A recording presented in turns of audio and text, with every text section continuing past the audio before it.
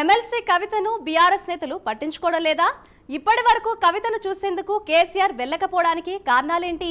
Party తరఫున legal టీంతో case deal చేస్తున్న గులాబీ బాస్ ఎందుకు సైలెంట్ గా ఉండిపోయారు? స్వయంగా వెళ్లి కలిస్తే ప్రతిపక్షాల విమర్శలకు దారి తీస్తుందని భావిస్తున్నారా? కవిత విషయంలో కేసీఆర్ మౌనం ఇంకెన్నాళ్ళు?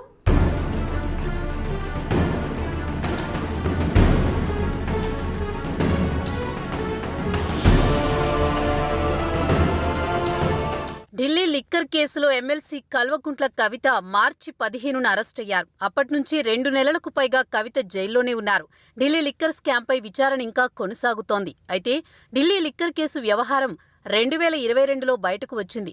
తొలుత సీబీఐ విచారణ చేసింది. ఆ తర్వాత ఈడీ ఎంట్రీ ఇచ్చింది. ఈ కేసులోనే 2022లో అమిత్ అరోరాను సీబీఐ అరెస్ట్ చేసింది. ఎమ్మెల్సీ కవిత పేరును అమిత్ అరోరా రిపోర్ట్లో సీబీఐ తొలిసారి ప్రస్తావించింది. 2022 డిసెంబర్లోని సీబీఐ కవితను ఆమె నివాసంలోనే విచారణ చేసింది. ఆ తర్వాత ఈడీ పలుమార్లు నోటీసులు ఇచ్చి కవితను విచారణ చేసింది.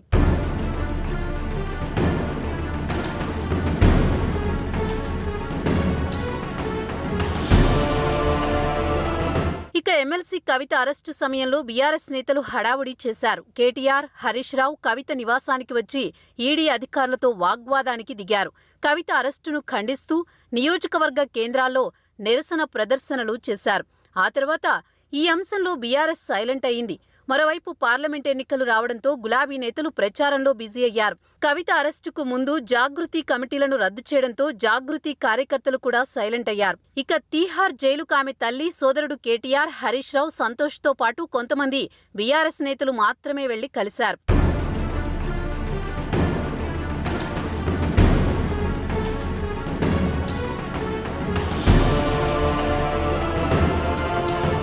ఎమ్మెల్సీ కవిత దాదాపు 2 నెలలుగా జైల్లో ఉన్నా కేసీఆర్ ఎందుకు వెళ్లడం లేదనే చర్చ జరుగుతోంది. కవిత అరెస్ట్ అయిన తర్వాత ఢిల్లీకి లీగల్ టీంను పంపి కేసును మానిటరింగ్ చేశారు కేసీఆర్. అరెస్టు తర్వాత కేసీఆర్ 1-2 సందర్భాల్లో మాత్రమే స్పందించారు.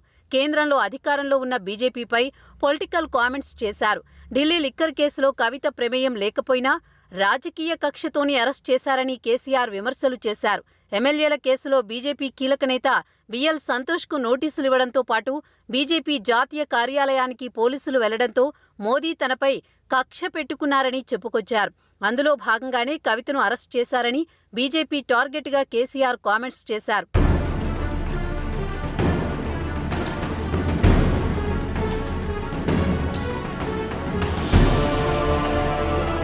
ఇక కవిత అరెస్టు తర్వాత బీఆర్ఎస్ పార్టీ ఒక్కసారిగా సైలెంట్ అయింది. రాష్ట్రంలో అధికారంలో ఉన్నప్పుడు కవితకు నోటీసులు ఇస్తే హడావుడి చేసిన నేతలిప్పుడు మాత్రం సైలెంట్ అయ్యారు.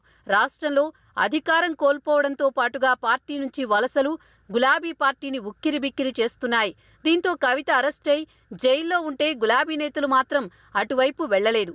పార్లమెంట్ ఎన్నికలు ముగిసిన తర్వాత ఆర్ఎస్ ప్రవీణ్ కుమార్, బాల్క సుమన్ ఇద్దరు నేతలు ఢిల్లీ వెళ్లి కవితను కలిసి వచ్చారు.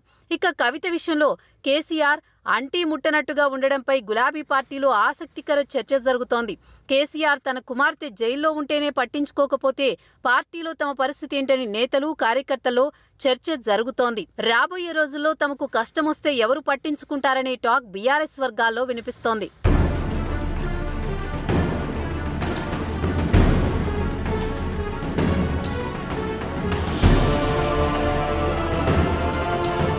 ఢిల్లీ లిక్కర్ కేసులో అరెస్ట్ అయి జైల్లో ఉన్న కవితను కలిస్తే విపక్ష రాజకీయ పార్టీలకు అవకాశం ఇచ్చినట్లవుతుందని భావించి ఇప్పటి వరకు కేసీఆర్ వెళ్లకపోయినా సొంత పార్టీలో మాత్రం ఇది చర్చకు దారితీసింది. కవిత అరెస్టు తర్వాత కేసీఆర్ ఢిల్లీ వెళ్లి కవితను కలవకపోవడంతో ఆయన మౌనంపై పొలిటికల్ సర్కిల్స్ లోనూ చర్చ జరుగుతోంది.